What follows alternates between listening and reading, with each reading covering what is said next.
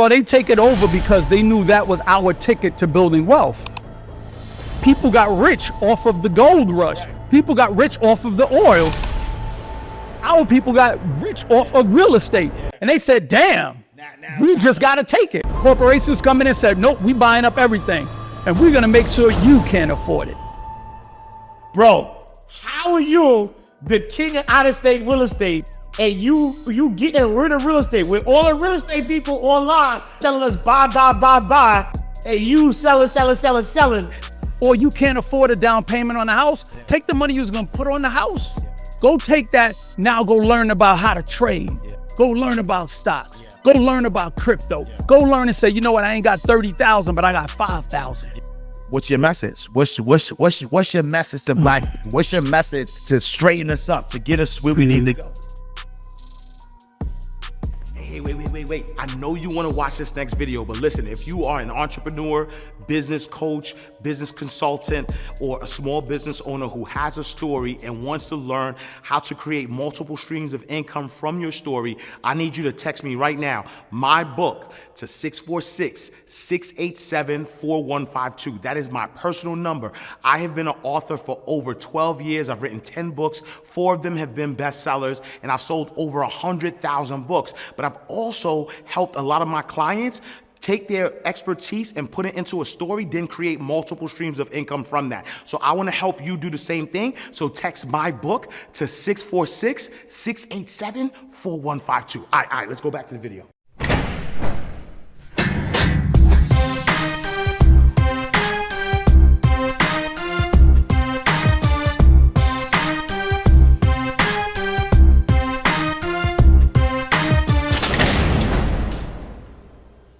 All right, so welcome to another awesome episode of Inside the Vault with Ash Cash, the greatest money mindset show on the planet. Listen, this man needs no introduction at all. If you are a fan of Inside the Vault, even if you're not a fan of Inside the Vault, you have to have seen Storm Leroy. He is, to this day, the highest viewed show on Inside the Vault with Ash Cash. His clips have gone viral, seen millions and millions and millions of times. If you know him, then you know me, my brother, my mother's kids, Storm Mother...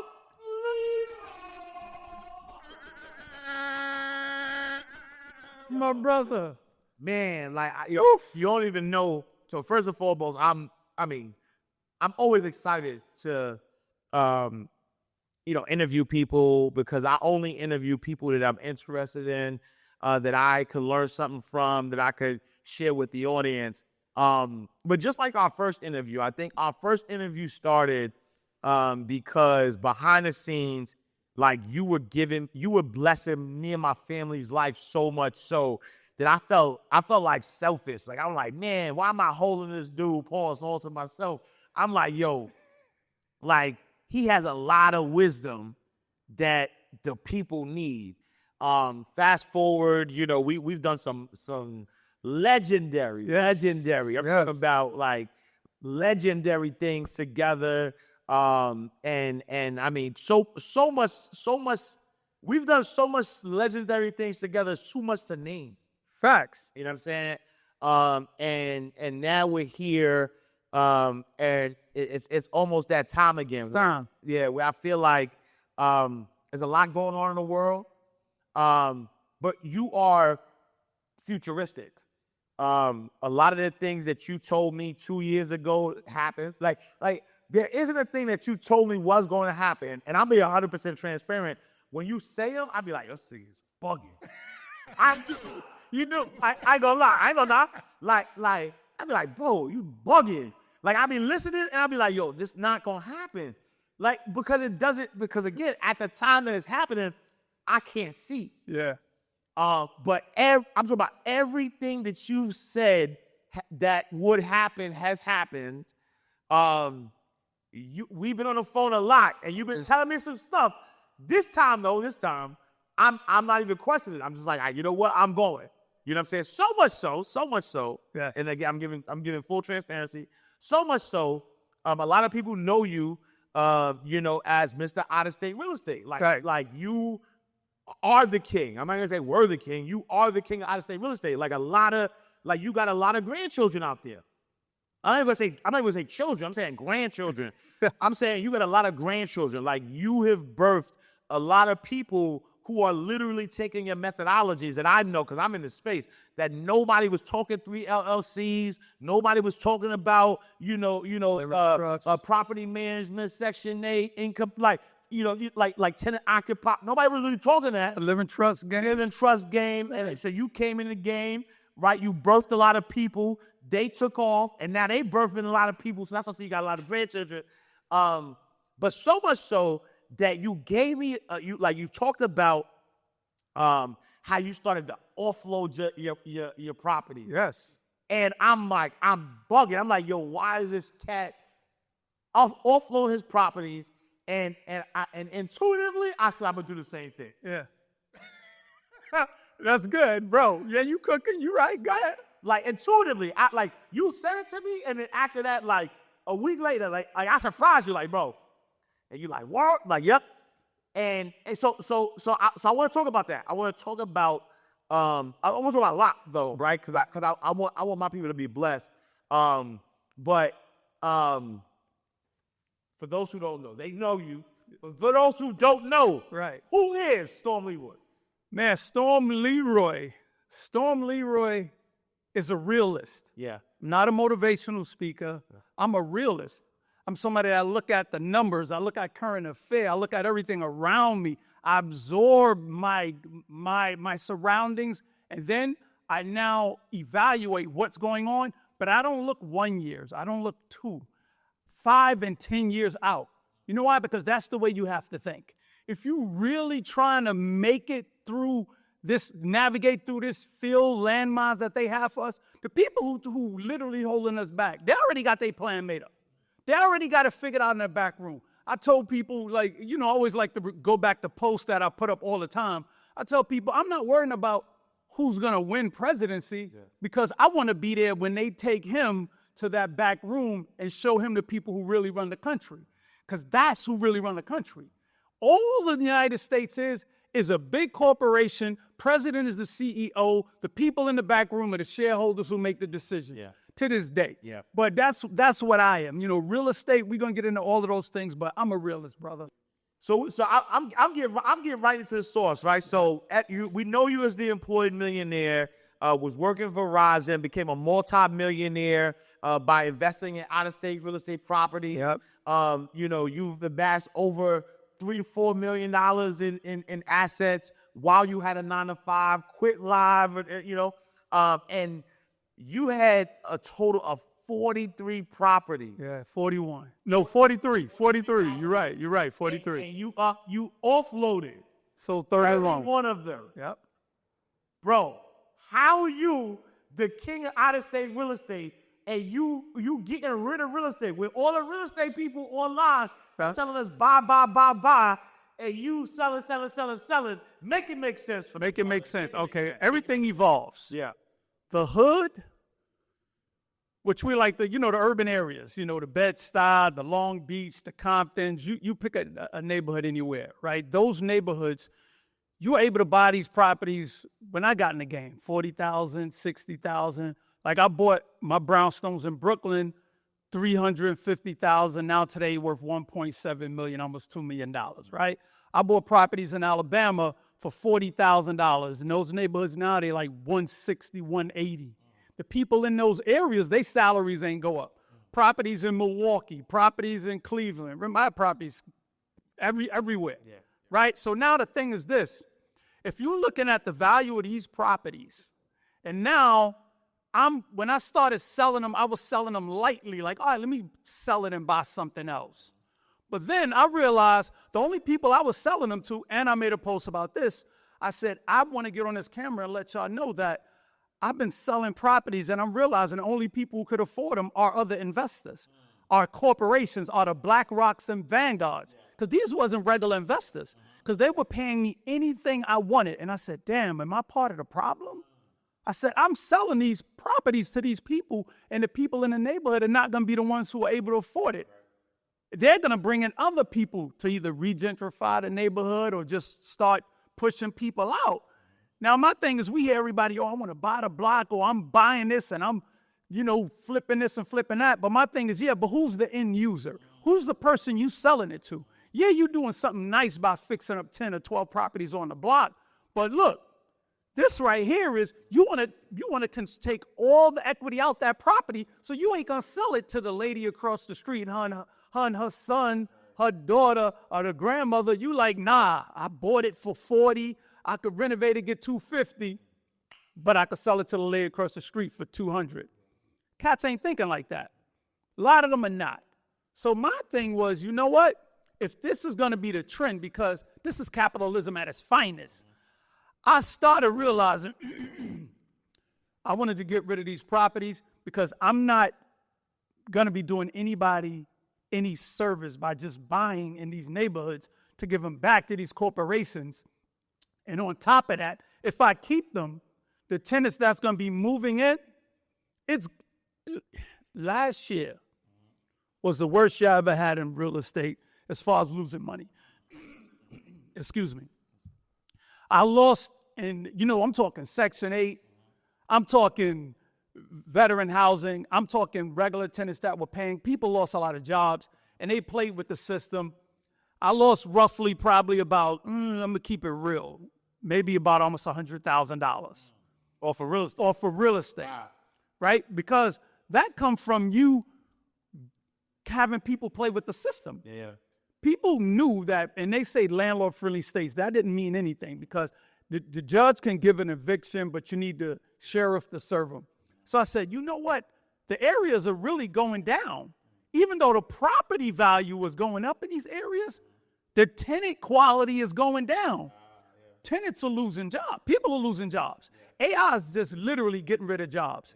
So my thing was, I sold them because I realized areas that's heavily dependent on Uber drivers, cashiers, factory workers, like manual labor people, those are the people losing jobs.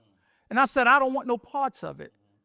That made sense for me to sell those. And now I went on to buy properties that are multi-units, 20, 30 units, buying properties internationally, properties in Thailand, Bali, Dominican Republic, places like that, because that's the shift. So you got to understand and know when to pivot. Areas, I want everybody to look in your communities and think about this. And I said this before. We're going back to the 90s, bro. If you look at in LA, Figueroa, and in Brooklyn, we got women back on the street selling their bodies, bro. Like out there in the street in broad daylight. You got drugs. You got jobs, job loss. Yeah. And I'm looking going, how are people not able to eat and they homeless, but right up the block there's a $20 million development, there's a $3 million building, there's a $1.7 million brownstone, all this, but you got the drugs, that's 90s. You got the women back out selling their bodies, that's 90s. You got the job loss, that's the 90s. But then again, you got this thing digital, crypto, all this stock, all this money all around. Yeah. The difference between that and the 90s, back the 90s, it was the dot-com boom area. Everybody was getting money. We was able to get money. See, now here's the same space, the same time. And I want y'all to look at these podcasts and other shows too, which I don't knock them. Yeah. But here's the thing. What do you see most? Prize picks. Facts. DraftKings. Facts. When a community of people are in a decline, you start seeing promotion of drugs and gambling and alcohol. So they coming for us. And I said, you know what? I'm getting out of that space, B, because I already know the problem of what's going to happen with real estate. Look, I'm not telling nobody not to get in real estate. What I'm telling you is buy in high quality areas where you're going to spend a lot more for a property, but get a lot better tenant, and you're going to pay more rent. But the objective is corporations is taking over the real estate space. And I'm not going to be too long-winded, but I want to try to have people understand. Yeah. It's just like when gold, people were able to go out, dig for gold, go get gold, and then have money. But then corporations and the government stepped in and said, we're going to take your gold, and now we're going to give you paper tender. They control the gold. Just like oil. You used to be able to get some land, they would go dig for oil, find oil, and now their family had wealth. But who stepped in? Corporations and said, no, we got the oil. Yeah. Now, real estate's the same thing. Corporations come in and said, nope, we buying up everything. And we're going to make sure you can't afford it. They buying it all up at a price that they know in the future they're going to make money. If you look at all these high-rise buildings going up, they say for lease. Ain't nobody selling nothing no more. They locking it in like a commodity, like gold, oil, and real estate. There's going to be three things you're not going to be able to touch. You're going to be better off investing in REITs, real estate investment trusts, because real estate is going to be something unobtainable for this younger generation coming in. And so I want to touch on that a little bit, though, because it's making a whole lot of sense. And I just want to clarify for what to hear correctly what you're saying. It's like all of the different ways that the things that had value, every time they increase in value, corporations or the government take those things over. Well, they take it over because they knew that was our ticket to building wealth. People got rich off of the gold rush. People got rich off of the oil, the movie There Will Be Blood. We got rich. Our people got rich off of real estate. And they said, damn, now we just got to take it. And it's funny because I'm looking at this article, a recent article that says there was a study by Georgia State University researchers, and they found that 3 corporations own more than 19,000 homes in Atlanta's 5 metro counties, right? And so they say that Atlanta has more of these properties than the next couple of metros combined, right?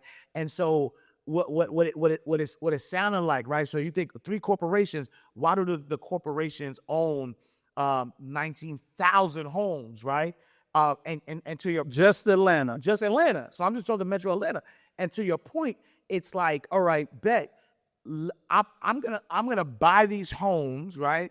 I'm gonna buy these homes. If I'm a corporation, I'm gonna buy these homes at a price that I know that's gonna be competitive, that a regular seller can't really compete with me. I'm gonna give them above average, but like just like the regular investor, if you will, they're looking at maybe 5-10 years down the line, while the corporation is probably looking 20 years down the line. They're not selling. And you think about it's almost like a monopoly, if you will, right? Because I want to say, I think it was Chase or BlackRock bought 100,000. Throughout the United States, last 5 years, they bought over 300,000 homes. And that's in the warm climates. Right. They didn't go to the cold climates yet. And I tell people, my thing is this. They didn't go to the cold climates yet because we didn't start doing renovations and fixing them yet. Like once we start fixing up Atlanta, Memphis, LA, Compton's, Bed-Stuy, and we went renovating all these neighborhoods, they said, thank you. I got it from here, yay. And now look, Detroit, Chicago, all these areas, we're renovating them. Don't you think they're going to come up there and go, thank you. We're going to buy from all of y'all who said we're going to fix up the blocks. And then they're going to take those. See what I mean? Because that's that thing, bro. When you're able to cut people's legs off and stop them from owning, and you got to think, it's not even us, it's our kids' kids. They are being trained to be renters. We grew up, we were groomed by our parents about, you better go own something. You better go own something. Because I heard my dad say it, and I went and bought something. But now you got kids now who parents are literally renters, and now they're not talking to them about renting. They're talking about how real estate's too high. Houses cost too much. And that kid's growing up renting, so what he's going to do? Rent. He drive around, or he see signs that say for lease. He's going to become a renter. And once you control them and have them stuck, they have communities now, I want y'all to look this up, where they have forever leases. Just whole communities built around rent, around leasing. And it's funny because, so a couple of things, right, we'll unpack, because number one, this thought process around people, talking about like real estate. If I hear you correctly, the fix and flips are not even really helping us for real, right? So if you out here, saying, hey, fix and flip, you have actually an asset that's probably worth something. You're putting the money into that asset, making it nice. You're selling it to an investor who's probably going to give you some money. So you're going to make money one time on the short term. But the truth of the matter is that now you're taking that inventory is never coming back. Never coming back. It's never coming back. So I admire everybody who does the fix and flips, right? But my thing is, you just admit it. Like, you're in this for capitalism. You're not gonna buy a house and then order say, you know what, I'm gonna take a $50K loss on it. Yeah. Like I did 2 posts where I sold 2 of my property. I sold one to a young student, just got her a loan in Atlanta. I think it was called Acorn or Hope or something like that. One of them programs. And I did another one in I think Detroit. I said I'm selling 2 properties and I'm gonna break even, but I'm giving those to a family. I'm giving them to somebody because I'm gonna just do my part. I made enough bread. Yeah. And my thing is this: I'm 55 years old. I don't need all the cars and luxuries. I did that before social media. I told Cass, yo, bro, I don't have that Mercedes. I don't have that one. I don't have that S. I don't have that SK. Like now, I'm older, so I drove every car. I drove every car. Like I'm happy when I see cats now doing their thing. Yeah. At the same token, my thing is show me the results of the people, though. Don't just like how much you've sold something. It's like what fruits are you leaving behind, though. So real estate, like areas and neighborhoods, bro, in the next really 2030. Yeah. I feel bad for our hoods, man. I'm dead up with the drugs, the crime, not being able to afford rent, jobs, and the new people that moved in, like the gentrification. When people moved into the area and they made your property value go up, and it wasn't the people who lived in the area, for example, I'm always going with Bed-Stuy. Like when our houses went up and people came in and they said, I bet we're going to buy these brownstones for $1 million, $2 million. Nobody in the neighborhood could do that. What they did, though, to make the neighborhood safe, they gave everybody jobs so the new people could move in, could feel safe. But what they should have done is said, we're going to give you jobs, and in 5 years, we're going to create a mortgage program where you could start buying homes in your neighborhood. Because now when these people lose those jobs, who going to become the wolves that these same kids going to come after and start robbing in the neighborhood? It's going to be those new faces. And it's funny because I almost feel like there's only gonna be the haves and the has not. Like there's no middle. Either got it or you don't. It's now. It's not even. It's gonna be. It's right now. Yeah. You have or you don't have. Yeah. And so now you offloading all of these properties. What should we be doing with the money then? Or what's better investment? Like I said, first thing I want to advise people, and I want to say this to my young people. Take a trip out the country. Please travel. Yeah. Don't take your homies. Don't take your girlfriend. Go by yourself. Go see the world. Go expand, because you have to realize this thing is much bigger than you. Places are much bigger than you. Then take somebody with you. But for me, I'm investing my money into international real estate, digital, cryptocurrency, and I'm investing my money into stocks and in tech. Like I'm heavy in tech, and we could get into that talk, but you have to start balancing your portfolio to start realizing real estate is going to be a commodity that's going to be taken off the table. And our grandkids won't be talking about it like how I talked about it, how I bought this, and my pops and people talked about it. Yeah. And so speaking of which though, right, I think that there's a lot of people online who are talking about, generational wealth, multi-generational wealth. And one of the things that has always been something that like a staple in our community is, really just going off the backs of our ancestors or the people that came before us.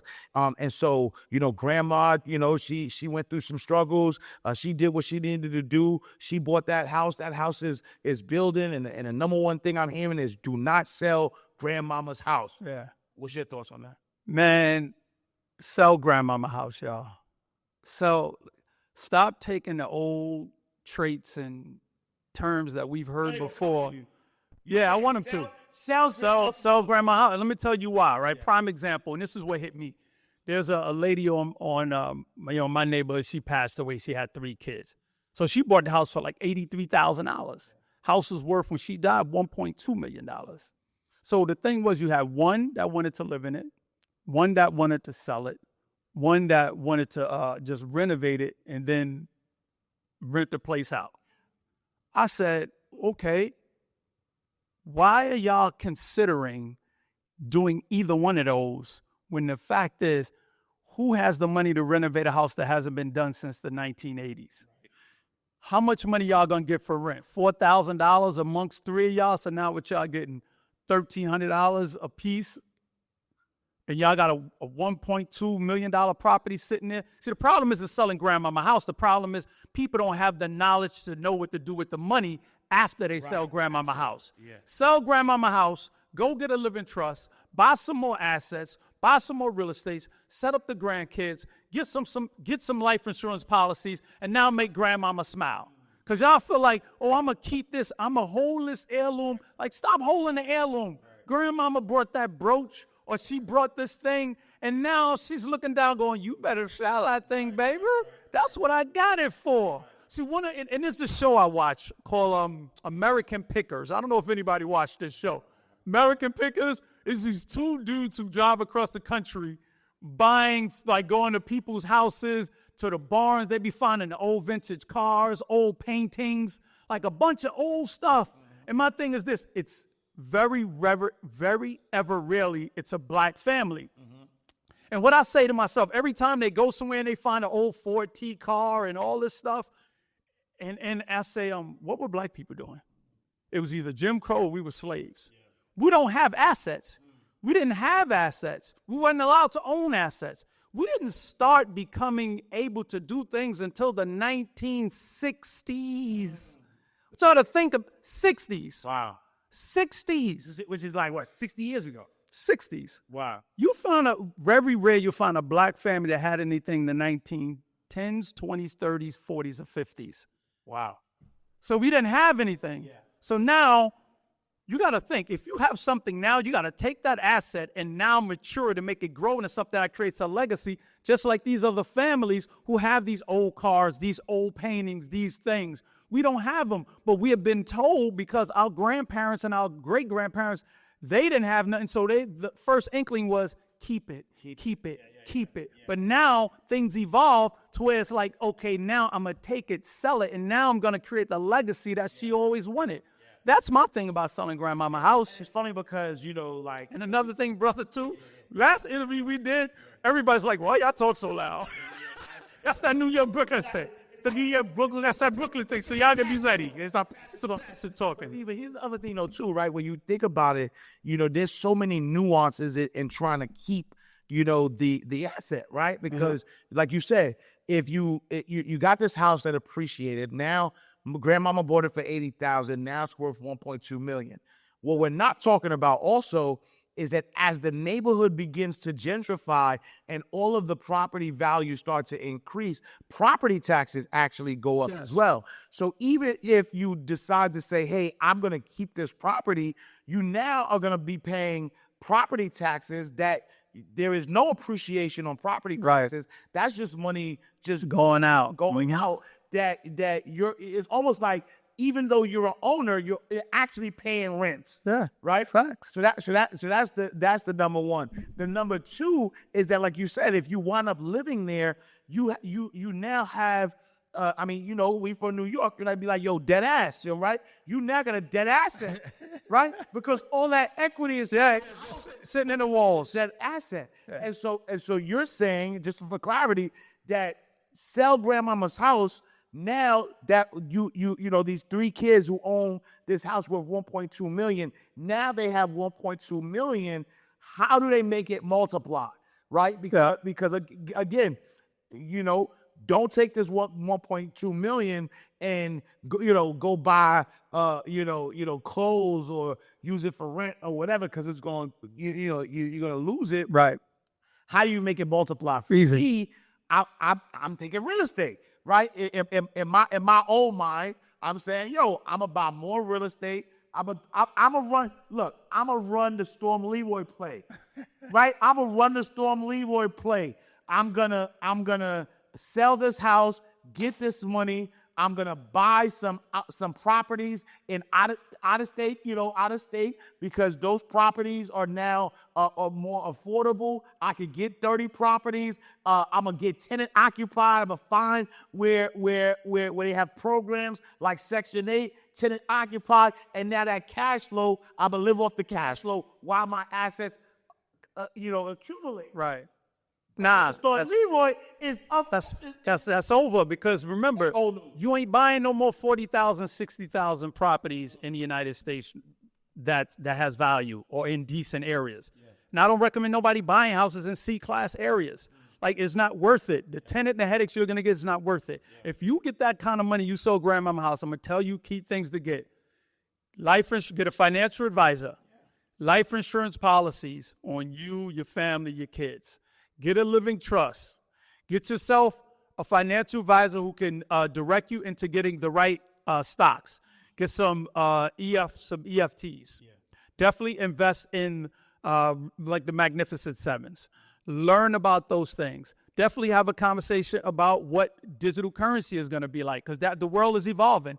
Your grandkids are not ever going to touch paper money. So I wouldn't tell you not. I say buy a house for you to live in, but move into a nice area where you got a nice house and you're going to get a good deal, and that house is going to get equity. Definitely. But don't run out here trying to buy 10, 15 properties. That ain't gonna fly. You gonna go, and don't go say, I'm going to Chicago, I'm gonna go out to Ohio, I'm gonna buy me a bunch of tax lien properties, get me a contractor, fix them up, and let him do this and trust him. Now I gotta put tenants. But look at the tenants though. If you know this area is reliant on people who have manual labor jobs and them joints are gonna be gone, you putting yourself in the red. And so here's the other thing though, right? Because now I'm there. And another thing, don't be afraid to buy some condos. Please, if you're living in an apartment now, buy you some condos. Like, that's really going to be a safe haven for a lot of younger generations. Get you some of those, guy. And so, and because in my head, again, I'm thinking, yo, I sell the house. I'm gonna put this money into assets, right? You say that buying assets don't create generational wealth, but paperwork does. Explain that for me. Yeah, just because you got this $1.2 million and now you bought everything and now you got the house, you got the stocks, you got the crypto accounts, you got your brokerage accounts, you got the life insurance policies. That shit don't mean nothing if you don't have the right paperwork dictating how it's going to get spread throughout your generations. People say, oh, I'm going to just leave this to my kids. You know, they're going to take care of it. No.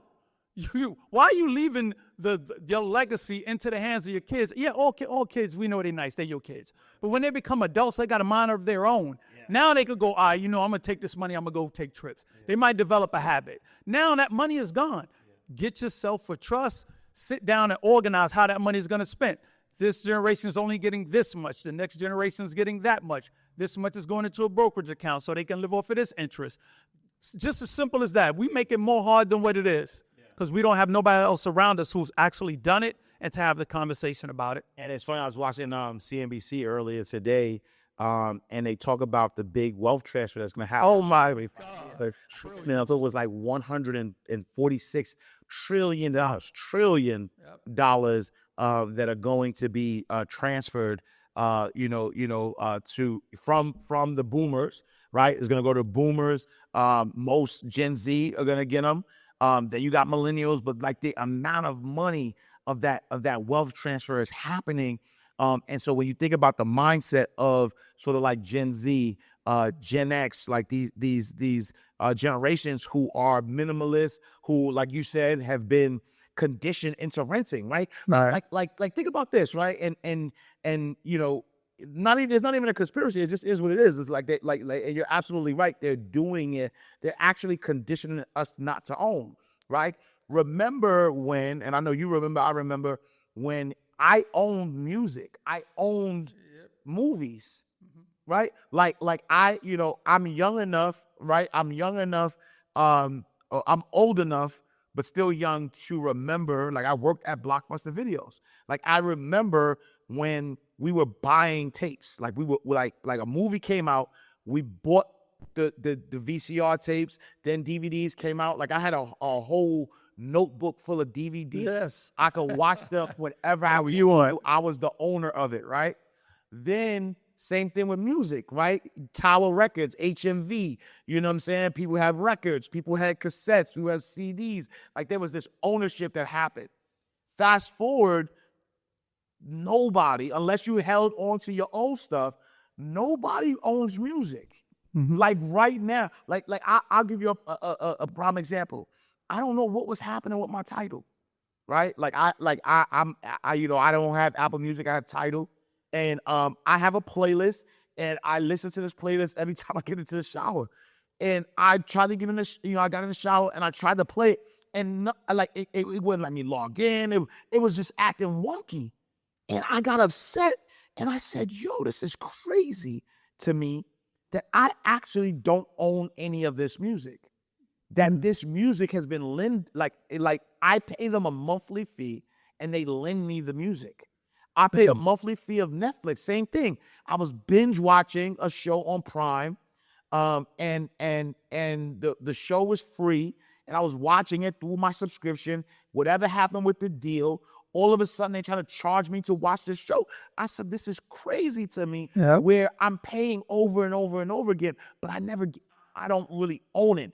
I just get licensed to be able to use it, right. And then now that's what's happening in real estate. They're taking all of the inventory right back so that they could rent it to you. They're turning it into a subscription-based model. Wow, it's really what it is. Right. We're looking at it as renters and leasers because that's our generation, our terminology. Yeah. But I want you to think, they're thinking so far ahead. If you're a kid and you're used to playing Netflix monthly, Apple monthly, your cell phone monthly, this monthly, like you got a subscription to everything. You're paying a subscription to live somewhere. Yeah. That's all they're looking at it. Wow. This is a subscription. Wow. And they're going to be like, okay, you can pay 6 months in advance. Pay 1 year subscription, 1 year rent. We give you 1 month free. So like that's all. That's their mind is conditioned like that. But if you take away the devices, now people can't use their things. You have all these records, but now you can't get a record player. Right. Like that start just becoming, you can get one now, a Bluetooth turntable. Remember before, record turntables were like gone. And the people were like, no, man, I'm gonna find me a turntable. And they say, yo, we can make money if we make Bluetooth turntables. That's all it is, bro. Yeah. And so let's talk digitally, right? Because you said, you talked about assets, you talked about digital currency. We recently saw, Bitcoin did something miraculous, going also over 100,000. You say that Bitcoin isn't the only thing reshaping the world digitally. You feel like real estate actually is doing the same thing. How? Yeah, 1,000%. You gotta look at it like this. The digital space and assets are life-changing. Like you're going to be able, like I like to give this analogy. Our dads had wallets. Then we walked around, we had a wallet. But then we got a cell phone. So we had a cell phone and a wallet. Then we had children. Our children had a cell phone. They didn't carry wallets no more. Yeah. So now in their cell phone, they had their ID, credit card information. What do you think your grandchildren are going to have? They're not going to have cell phones. Like everything evolves. Yeah. Digital is evolving in that space. Bitcoin is this thing up here where everybody, and now it's just a marketing tool. Bitcoin, XRP. Man, I had Ripple XRP for over 8 years. I had that for the longest because, I'm around those kind of people who talk about technology, and I love technology. Right. So my thing is this, if you know it's evolving, why aren't you buying something? We always wait and be the last one to go, I'm going to wait and see what happened. You know why? Because it don't cost much. Yeah. People so hyped on Bitcoin because it's 80,000, 100,000. I'm going to get me one. My guy, when it was 1,000, when it was 10,000, nobody ain't want one. Not even XRP. Now it's $2.50. When it was 6 cents, 38 cents. What is this garbage? Do we have an issue with not knowing when to come in on assets? Like we look at the value of something that is that. I'm gonna make it simple. Yeah, we have an issue with looking cheap. Period. We will go out our way to go get that $200 pair of sneakers instead of saying to yourself, I can go get them $50 Pumas right there. Not saying Pumas are cheap or nothing, but I could go get a $50 pair of Pumas instead of the $200 pair of Pumas. But somebody might know they $50. Like, that's just us, and we handing that down. So if somebody sends you something to say, yo, go buy this blockchain, which I tell everybody, like, I'm not an expert, but I know people. Shout out to my guys, Tour Guy Tycoon and Marketing Guru, 2 people I talk to about crypto, and they enlighten me to death. My account is very well in the six digits. You see it, sitting well, right? So my thing is this. Yeah, I saw it, and you sent me a list that I executed on. Execute. Right? So now, Yeah, me if y'all want the list. so my thing is this. You could send, like I've sent people, a lot of the things they send me. Yeah. And it's like, this one called V-Chain I talk about. This V-Chain joint, I think it's like not even a penny yet. But cats won't buy it because it's not even a penny. Right. But you know who invested in this company? BMW, Walmart, UFC. Like, you got billion-dollar companies investing in that thing that's only 3 cents, probably not even 3 cents, maybe by now they watch this, 3 pennies, but you ain't gonna buy it because it ain't $20 yet. It ain't costing that. You'll see value yet. You'll see value of things that are on sale. You gotta find value in the asset before the value exists. Right. That's where the value lies. Right. We don't get to hear about stuff until they market it and bombarding it with us because we're marketing junkies when we see something so much. Oh, yeah, I gotta get that. Yeah. Oh, he got it. Oh, he got a Bitcoin. Oh, I gotta get one. He got XRP. I gotta get XRP. Yeah. I'm like, but don't y'all realize if we want to send each other money right now, I'm gonna use Zelle, I'm gonna use Cash App, I'm gonna use something to travel that money. Yeah. Just like if I want to send you crypto, don't you know we need a vehicle to send it to each other? Right. The vehicle is worth more than the coin. Got you, yeah. I won't be able to send it to you without the vehicle. So what I'm telling you is start investing in the vehicle. But how do you know? Like, not everybody has access to tour guides. Access to the marketing group. Could get on the food. We ain't doing that. We ain't doing that. Store, like, you know what I'm saying? We ain't doing that. Everybody out there, let me tell you, this is my brother. Love him to death. That's my mama's son. I'm going to tell y'all, excuses are over. Go to YouTube. Google. ChatGPT. You could type in ChatGPT right now, which is a Google-owned company, if I'm not mistaken. Y'all need to start investing in those top companies and ask it, what's the top blockchains? What's the top crypto that's going to be doing this? Like, because the information is there. Go to YouTube. I went on YouTube myself and literally said, I know guys who trade and do day trading. So I talked to a few of them, but I'm not that guy to keep bothering people. So I went on there and literally learning leaps, learning how to do this. Leaps. Bro. Leaps. Woke up this morning and like. Leaps is doing us. Because we got to look at the different avenues. Like I did today, woke up today, extra $25,000 as soon as I wake up. Yeah. My account, almost at $1 million. And I'm talking, y'all got to understand how I feel right now, man, because we're on the edge of losing everything. There's no second chance. There's no we're going to have something else to invest in. Slow money making days are over. Ain't no slow money. I'm going to buy this building. I'm going to hold it for 20, 30 years. My G, take that same money. Or you can't afford a down payment on the house. Take the money you was going to put on the house. Yeah. Go take that. Now go learn about how to trade. Yeah. Go learn about stocks. Yeah. Go learn about crypto. Yeah. Go learn and say, you know what, I ain't got 30,000, but I got 5,000. Let me take that 5,000 and spread that amongst these things. Yeah. Let me learn how to do these things. Like, we have to stop thinking that you got to sit down and ask somebody to tell you when most of them might have learned it from on that network somewhere. Yeah. We don't had a whole 2-3 years of being influencers teaching people. Yeah. And they still finding reasons to try to blame the influencer why they didn't learn nothing because they didn't do the work. You're not paying nobody to hold your hand. You're paying people to provide you with information, but execution is on you. This whole thing about, can I get on a call with you? Can I do a one-on-one with you? Yeah. Can I do? Why? Yeah. Go online and go learn. Everything you need to know is right there. And I'm telling you, like, everything that you're afraid of happening is about to happen. All the money you think you're saving is every day losing money or losing value. All the things that you're saying, what if I lose my job? What if I lose my apartment? What if I lose my car? Guess what? If you don't do nothing, all those things are going to happen. Car payments are the highest they've ever been for the average person. More, I think there's like 63% repo. crazy. The highest ever. Yeah. Rent is not coming down. Home ownership, I don't care.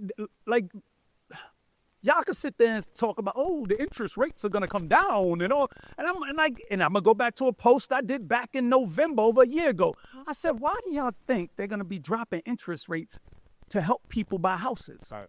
Like, they don't want you to own houses no more. And even if they do drop the interest rate, the price of the house is going to go up because a lot of people are going to go out there and start buying, and you still like to be able to own a house.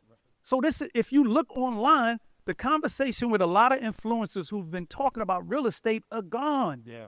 Most of them, they're not online talking about real estate no more. You know why? Because you can't have the same thing about go buy a house here, go do a flip there, go get a mortgage here, go take out, like, and that's no not to them. Right. It's just pivoting. Yeah. But a lot of people don't want to go into the realization of telling people the truth. Yeah. My G, houses, right? That shit is be like bowling oil. Yo, that's but so that I'm like, I felt it like when we were talking behind the scenes. I felt so compelled because I'm like, yo, Storm literally built his online career off of teaching people out of state, real estate. What was like that aha moment that you had that made you become so heavily invested in tech, digital, like digital currency? Like what was that aha moment for you? Everything evolves. Yeah. Everything evolves. You literally now don't need cable. You just need internet. Just go get HBO, go get Showtime. Everything evolves. Look at your cell phone. Look at where we come from. Like if for 1 minute that we ever thought that a car would drive itself and people will be getting in timeshares and calling a car to get in. Yeah. That right there speaks in volumes. Yeah. People will always need housing, but that don't mean you're gonna own it. Everything evolves. Yeah. And if you're not evolving, you're dying. Yeah. So what makes you think that you're gonna, and when I see people pull out like a handful of money, I look and laugh and go, you ain't got it figured out yet, my man. That paper in your hand is burning. You just don't feel the heat. That shit is on fire. Everything. What made me, because I understood from years of loving doing the tech when I was a hacker.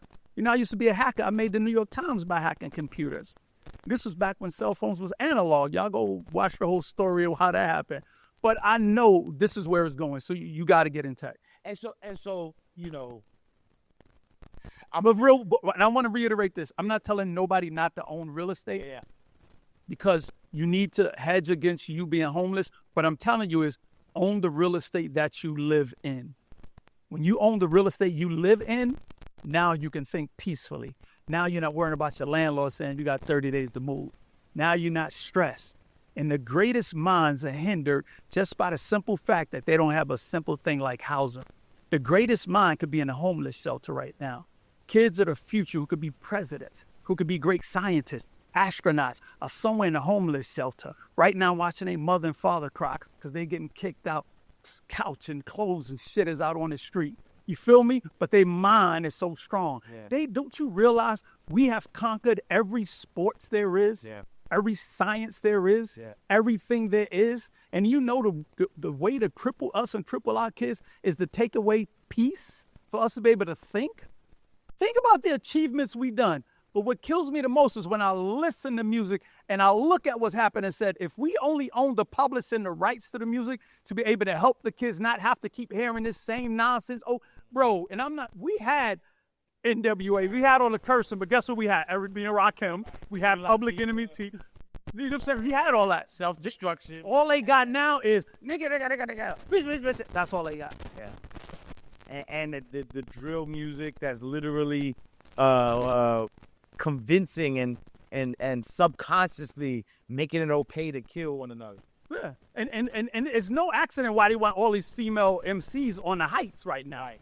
The goal is if you have all the female MCs influencing all the other younger women that will be giving birth to these kids, that's the first point of contact. So now when you see her dragging him and nigga get over here and listen to this and the shit and this, that, she's imprinting that on him. And it amazes me when I see the parents in the car with the kid, and all this shit is playing, and this shit is immune to them. But then when they hear him curse, they go, I don't know where he got it from. Right. Like, I can't go to nobody's parties with kids and hear it playing, and I'm sitting there going, yo, y'all got to turn it off or I got to go. Right. What are we doing? Right. It's not, like, cool. Yeah. We evolved everything, including us, to the point where we said, we evolved to be so intelligent. The next evolution of us being so intelligent is to see how much we can evolve being dumb. It's cool to look bummy and be a dumb dummy and disrespect your mommy. Bars. And so if I hear you correctly though, right? When I think about just us, I mean, when I say us, I'm talking about black people in America, black people around the world actually, because it's not just America. When you think about capitalism, it feels like every time we, as black people, figure out how to get ahead, the goalposts move, right? So like you said, gold rush, .com boom, housing, like there was a time that, really, you could build real estate or you could build wealth with real estate, to the point where when a lot of times when you look at the wealth gap in America, they talk about real estate being the main driver of the average American's wealth, right? But now you're in a space where, again, it's easy to make money fast, right? Because I think about even specifically, my family, we bought a property 6 years ago that has since doubled in in value, that we are accessing some of that equity, but in the same breath, that's why I mentioned leaps 2 seconds ago, because my wife has gotten really into options and trading, thanks to Store helped us kind of kickstart that, and we did a play where we were able to double. So with real estate, we doubled our money in 6 years. We did a play, we were able to double money in 6 months, right? Back to the point of you saying that you could actually like making slow money, right, is dead, right? Like you have to learn what's happening now to kind of have sort of like fast money, and know what to invest in, because the opportunities is now. When is that window going to close? Like, if we continue to drag our feet, is there a time frame? Are we looking like, the next 10 years, y'all better get into crypto, y'all better do it? Like when is, at what point, what do, as a black people, what are our marching orders? Man, bro, listen, I'm only going to give you my perspective, right? Because like I said, I love to do a lot of reading. And I'm going to tell my people, look into quantum computing. Please go down that rabbit hole. If you realize where technology is going, you realize what AI is going to do, you realize what all the apps is going to do, you realize what the phones are going to do, you're going to realize that the average computer, which is just bits, which is just 1010, will not be able to compute everything that they're predicting for the future. This is why quantum computing is so important. If you look into where that's going and you start saying, well, if they need this to do that, let me start investing in that. And just with the conversation of that alone, I've made easily, because of that, I told you about today. I hate talking about money because I don't want to make it seem like it's like this glorified thing. Yeah. But literally making $25,000 because I invest in where quantum is going. You have to look where things are going, not where it's at now. That's the importance of it. So, but my thing is 2030 is going to be a major time for us, because there you're looking at a majority of jobs are going to be gone. And once the jobs is gone in the neighborhood, now you bring the stress back into the neighborhood. Now you bring the thing of, damn, I got to eat. Who am I going to take this out on? I got to get this bread. Now you're dealing with the conflict of kids who are now, unfortunately, they're not thinking right because the household's not right. They're finding it hard to concentrate and go to school. They're having these issues. So we're going to need to get our shit together like now.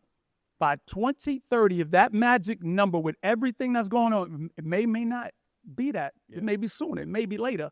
But the point is, that time, they got things worked out against us because, bro, we are a freaking threat, bro. Yeah. But speaking of threats, though, right? Like, I'm always for free speech, everybody's, First Amendment rights and things of that nature. But when you think about the Black community and what's happening, in this space with podcasters who are, I'm gonna just say the toxic podcasters, because I'm a podcaster too, but I don't put myself in that boat. I look at this big wave, and I want to say that it started after Kevin Samuels died, to be honest with you, because prior to Kevin Samuels, I don't think that there was this lane for Black relationship. There was always like Black relationship influencers, if you will, but this polarizing, say whatever to get clicks and say whatever to go viral. That didn't happen until Kevin Samuels sort of like started that trend, and then he continued it until he died, and then there just became this pop-up of all of these different people who are coming up, and they're having these toxic ass relationship conversation that is separating the Black community, for real, right? And now it's starting to spill over into everything. So it goes from relationship, and now we you got toxic men talking to toxic women, and then now the toxicity is spewing over to the whole community, where it looks like, Black men don't support their Black women, and Black women are dating outside. Like, it's all of this conversation going on. Now it's spilling over to politics and a division there. You believe that these podcasters are threatening the Black community and really are sort of like stopping, if you will, or because they're highlighting the negative stereotypes, they are sort of like Destroying is the word. Okay, talk to me. Destroying. Yeah. Right? But before I mention that, my brain is always working a million miles a minute. Let me get this out. I want y'all to think about something, because I need y'all to start thinking this way. If you're looking at autonomous driving, and this is for the last question, because I don't want to forget this. Yeah. 'Cause I think people will get a lot out of this. If you look at Waymo, which is a driverless car share service that Google owns, and look at Tesla now has a driverless car service, they need users. They need to be, when you open up your phone, you don't have a Tesla app to call for a car. You don't have a Waymo app to call for a car. Both of them want to dominate driverless car share. When you go to call a car, what app do you push in your phone? Uber alert. So what does that mean? If Uber has 1 billion rides every year, Waymo has a car, Tesla have a car, Uber has all the people. Don't it sound like they need Uber? Don't that sound like they might want to partner with them? So when your brain think like that, you might say to yourself, how much is Uber stock today? Because if they need Uber, since Uber get 1 billion shares, maybe I should go invest in Uber. Just want to leave that with y'all to think about that, all right? But now, why do I think a lot of podcasts now are just destroying the wealth that we can create as Black people? It is not by coincidence that most of these shows owned on E is not owned by Black people, but we're characters. We're the ones. Because if you continuously have us, a man fighting against a woman, he needs to have this, he needs to do that, she needs to do. Now that infects the brain of the younger generation. Ain't no difference than music. And now they going, a young lady in high school, what do you got? What do you drive? What do you do? And now his brain is like, well, what do you do? What do you this? Now you're killing that high school sweetheart. Yeah. You're killing that we met in high school and got married. Now you're destroying that. Now you're destroying somebody who can look at you and go, I see your potential. Yeah. I see his potential. I see her potential. Now we're going to build together. Now we're going to create this business. We're going to create this family. What happened to the stories? I heard the stories about how my mother met my father, how my grandmother met my grandfather. Those stories are dead. So now if these shows consistently, all they talk about is, you better make sure he do this and do that. We are the biggest performers on the stage, but we are not the biggest viewers who are really sitting there watching this, gauging it on is this me? Do you think there's a bunch of Asian girls, bunch of white privileged girls or whatever sitting around going, I'm going to do everything that they saying in that relationship, and I'm going to leave this house, and I'm going to ask, Lee Wan, whatever his name, not being racially about it, but I'm going to say, What do you have? What do your family own? What do you do? Or they gonna look and go, what can we build together? Yeah. See, the problem is, if you take out our DNA from everything that's been created, there would be nothing. If you take us out of music, what would it be? If you took us out of TVs, what would it be? You took us out of the shows. You take us out of anything. Football, out of basketball, out of. Won't exist. Yeah. But we're manipulated easily, and now these shows is another form of them using music against us to destroy your grandkids. Right. Your grandkids ain't gonna have a love story. Right. They ain't gonna have no, I met her in school, I met her while going to the library, I met her while going to the movies, we went on a date to the movies, we went on a car. Now what that's gonna do to wealth? Yeah. Two people can't agree. So now they're not gonna say, well, you work for Verizon, you work for the Postal, let's get together and build wealth. Yeah. Oh, you work for here. They're not gonna do that. Yeah, and you know, the sad part about it though too is that this is built off of lies. That it's built off of a fantasy. It's built off of something that's not even really true. Because if you look at the average American, forget being black. If you look at the average American, black, white, Spanish, Asian, the average American family of four brings in $40,000, right? And so now you have this narrative going on in the black community about this high value man, this high value woman, this 6 foot, 6-figure man that doesn't really exist because he's not like he is an anomaly. And the truth is most of the high value men are married. And so there's not really a large pool of high value men out there. And so, like you said, these women are actually waiting, right? They're not even waiting. They're saying, listen, I'm not even going to date if you don't have this thing. And if you don't have this thing, I'm not going to date. Now you see, like you see in the community, you see a lot of independent black women, right?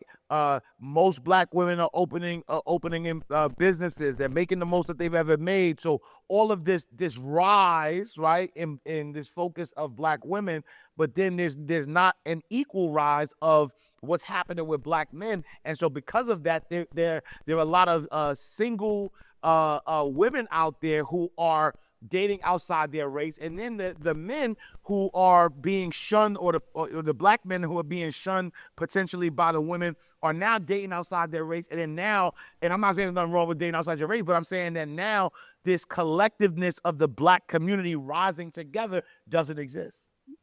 And I hate to be that guy. There will be no such thing as a black community.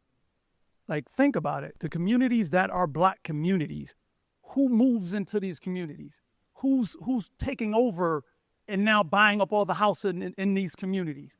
We're not building our own communities. We have literally, when we say we have a community, what we say, we got black Twitter. We got a black meet me online. That's a black community. Wow. Like, think about it. Give me a black neighborhood that has great value, that black people own all of it. You're like, I'm like Martha's Vineyard or something, where they're like, give me a neighborhood that we can say, we have athletes nowadays, bro, making $50 million a year, $1 billion, not 2 or 3, a bunch of them. Yeah. And I'm happy for them. But my thing is this, in Rosewood, that generation, those people were one generation away from slavery, and they own Banks hardware stores. One generation away from slavery. We have athletes making billions.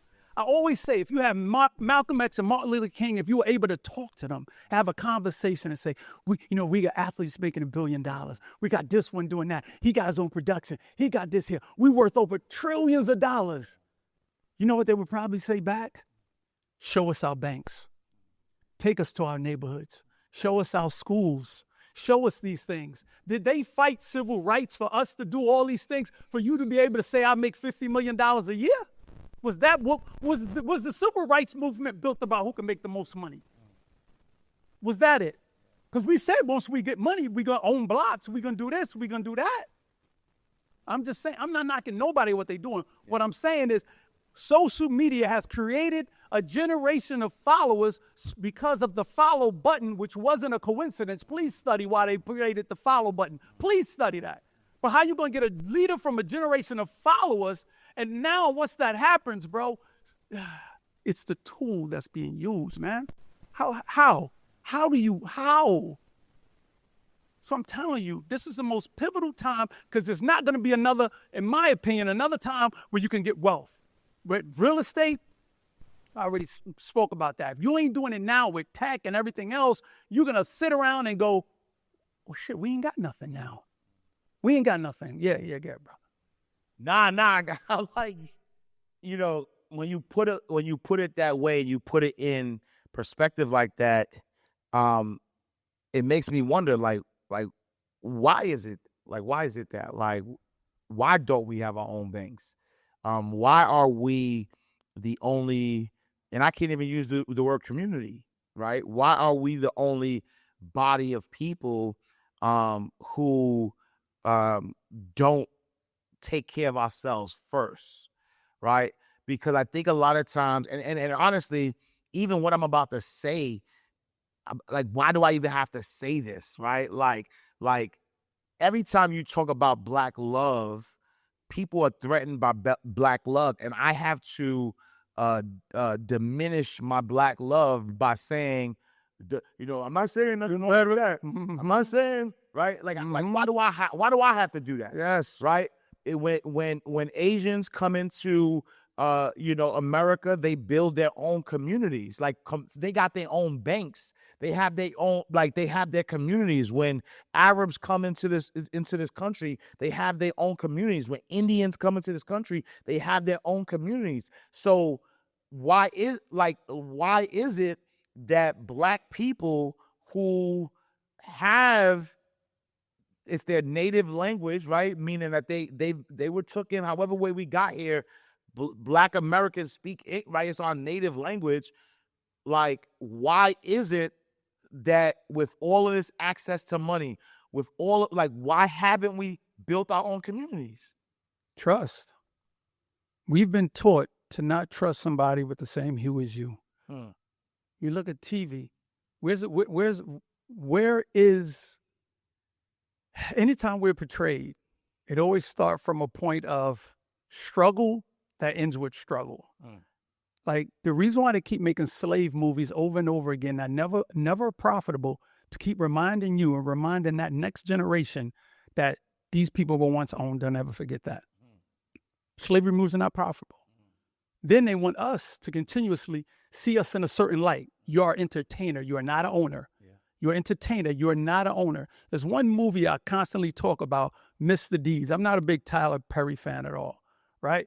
That one movie he made where he showed a Black billionaire family who owned this building. So many people never even knew that movie existed because they said, nah, we ain't gonna promote that to them. But they promote everything else.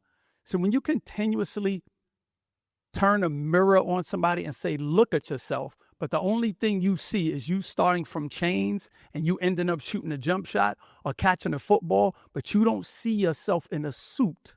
You don't see yourself running a business. But you can hold that mirror up to any other race and they will find themselves owning something, not being owned, not saying that, oh, I'm going to shoot the ball, which is fine being a ball player, but there's the evolution of becoming that player to the owner. And we find it hard to get there, or a lot of times we're stopped from being there. Yeah. When you talk to people about paperwork, living trust, things of that nature, it's like, oh my God, life insurance, it scares them. Yeah. It's like, you have to understand the power's in the pen. Yeah. You dribble the ball and make a lot of money, but the person who signs your check with the pen makes way more than you. Yeah. And it's a club. Being a billionaire isn't some kind of thing you just grow into. It's a space that they invite you into. I'm not talking Kanye billion when they took it from him. I'm talking the real billionaire where they have to let you get into this stratosphere. But how many of us even think in that way? Right. So it's a lot to it, man. Right. It's a lot to it, man. Right. So if you were to have a message, like a message to Black people. Yeesh, damn, bro, you don't put that on me. I need that. And I'll preface it this way, right? I had the honor of sitting with Dr. Claude Anderson and his family, who wrote Powernomics. Again, honor. It was an honor. We're actually working on a few projects together. And this man is in his late 80s, and the passion. Like he dedicated his whole life to the Black community, trying to make us build community. But the one thing I left out of that meeting with was accountability for myself, right?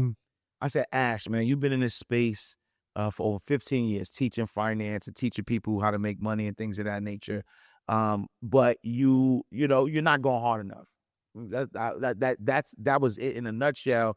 Because yes, I'm giving the information, but I'm not. Number one, not show, like I'm doing it in blase. I'm not showing the urgency as to, why we need to build this. And then also, I'm not providing sort of like the solutions that people need in order to for our community to build wealth, right? And so I have made it a mission. My wife and I, Amina and I, have made it a mission. We got a book coming out together, called The Abundance Formula, and we have a 9-step program, right? Like here are the 9 things you need to do, and like really take 1,000 families through this, and we're gonna quantify it. And so my message to the Black community is about assets, right? But it's really about abundance, and it's about assets. It's about here are these 9 things that you need to do to really build multi-generational wealth. And so for you, as one of my elders, actually, right? Not even just a elder, you're somebody that I look at, that I get information from, that you help me from, and you're a father, you're a grandfather, like you're somebody that's a leader in this community. What's your message? What's your message to Black? What's your message to straighten us up, to get us where we need to go? The way you thought of yourself, that person has to die.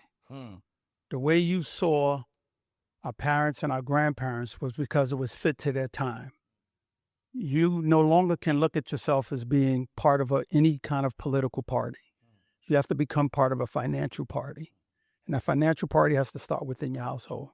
You have to realize that your children will be a complete, identical reflection of what you think and what you say and what you do. And the thoughts that you carried on before, they have to die.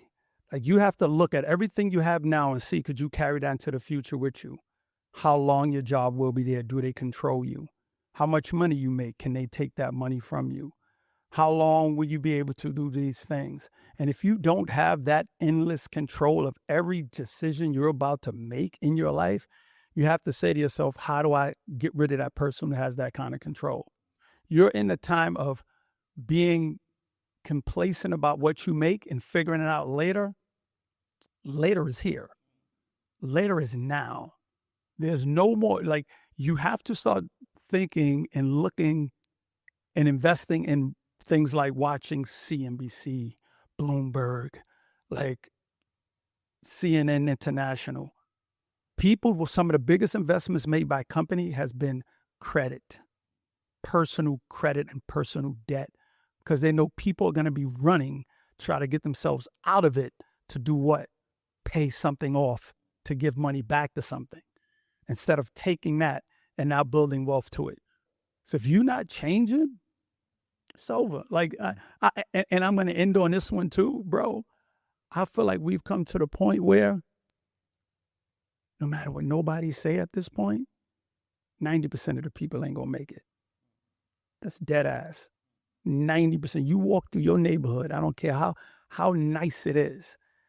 I want you to count on your hand how many people you think forward like you and go, yeah, they'll make it. You probably might find 5-6 people out of 300-400 people who you think that's going to see it through. Social media, when you flip through those pages and you see what they're marketing to us, same thing over and over. There's no more education on Instagram. There's no more educational stuff with all the people who teaching you. You know why? Because we help make them billions. They straight now. They like, nah, we ain't letting y'all get no lives no more. We good. And you know what the problem is? If we own something and we trying to help each other, because you look like me, I don't think it's going to do nothing for me. Don't you know and I mentioned this early, if a black person owned Tubi wouldn't be worth $1 billion because he was black. We're so focused on, yep, it's not one of mine, it's not ours, I'm going to put some money in it. That's a problem, bro. I just, not everybody's going to make it, man. Oh. That's how it is. We at that point now. It's like, yo, bunker down, Yeah. worry about yours, and that's it. Yeah. Man, powerful. Before we wrap up, behind the scenes, we were talking about,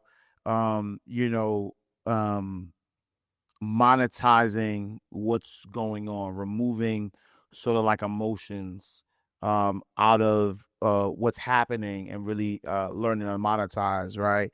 One example of that, and I've got it's crazy, and I'm gonna say this on whatchamacallit. I'm an independent.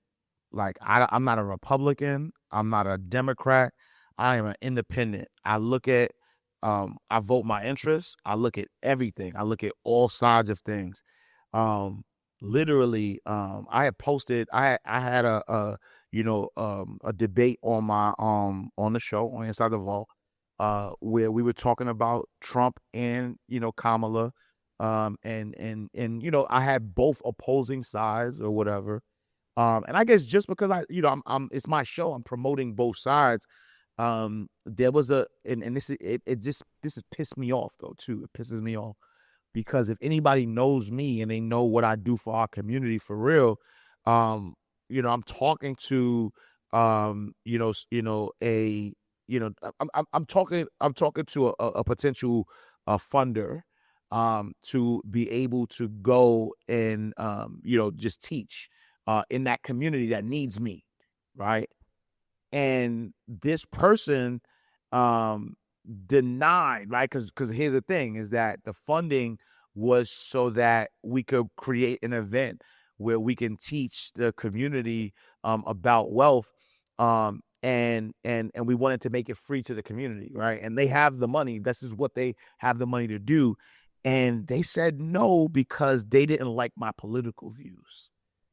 And in my head, I said, my political views, I said, I don't even really share. I mean, not that I don't even share. I don't even have political, like I don't like any of them. Right. That's my, and I've been very vocal about that. Right. I don't like Trump or Kamala or the Democrats or the Republicans. I don't like none of them. I think, right. But to that though, I believe that because that's the thing. I do not care who's in office. I'm going to make the best out of who is in office. And so for the next 4 years, Trump is in office.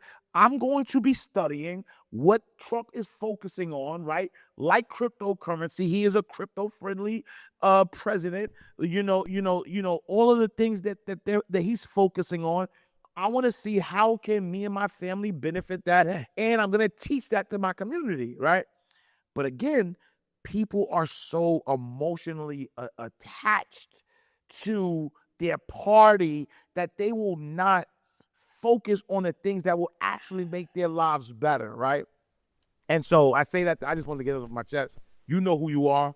You watching my content. You know who you are. You dead wrong for thinking, because again, I don't care about like Storm said, right? We need to build the financial party. And if you're a follower of my work, you know what I do for real. And you know that what I teach is what is necessary to move us to the next space. But I'm gonna get off my chest, right? But we talked earlier about rest in peace to the CEO who got murdered at United Healthcare, and not saying that there was anybody gloats over that, Right. But there was opportunity even in that. Can you talk about that a little bit? Yeah, and I'm fine with talking about it. My brain thinks different. I woke up 6:30 in the morning. I turned on CNBC. I found out CEO was shot and killed. First thing I said is, how's that company gonna survive? I said, what is that stock gonna do? So I turned on my computer and I showed it the company. Made several $1,000s because there wasn't no emotions involved. It was business. Just like a black dude from Bed-Stuy, Brooklyn made a couple $1,000s. You know how many people in corporate America made millions of dollars off of the fact that that company won't be, not off his death, the fact that the company won't be able to sustain without a CEO for a certain amount of time, the uncertainties of why. And I just sat there and clicked the button, made a couple $1,000s. My only regret is that I didn't bet more money. You know, the other side of me now I'm going, I knew I was right. I should have put 100,000 on it and walked away with a couple million. Yeah.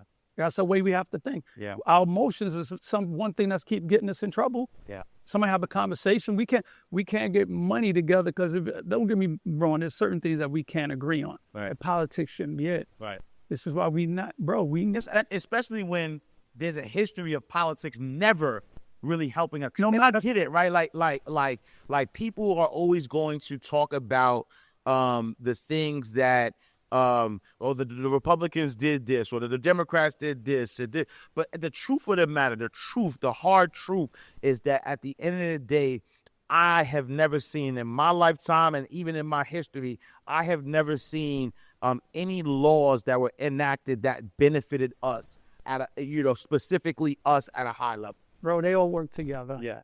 When it comes down to it, behind closed doors, they're getting rich.